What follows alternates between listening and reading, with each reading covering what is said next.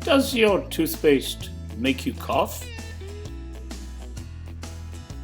If you are looking to buy toothpaste, go into any drug or grocery store and you will find a massive wall of toothpaste for sale.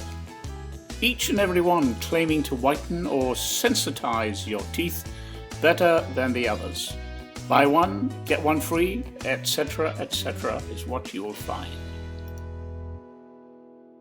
Advertising departments of toothpaste companies fall over themselves to promote Advantage.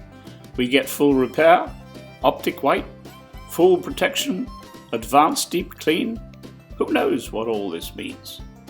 Look at the label on the toothpaste tube and you will see that the ingredients of toothpaste are shown as both active and inactive.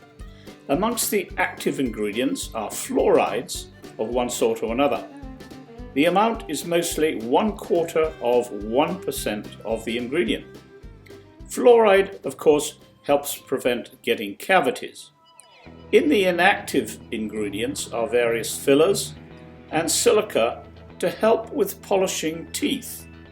Saccharin in various forms, which is 300 to 400 times sweeter than sugar, is added to make the taste of the toothpaste more palatable.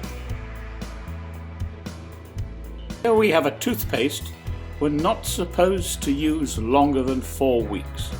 What do we do then? This is extraordinary. Why sell toothpaste you can only use for 4 weeks?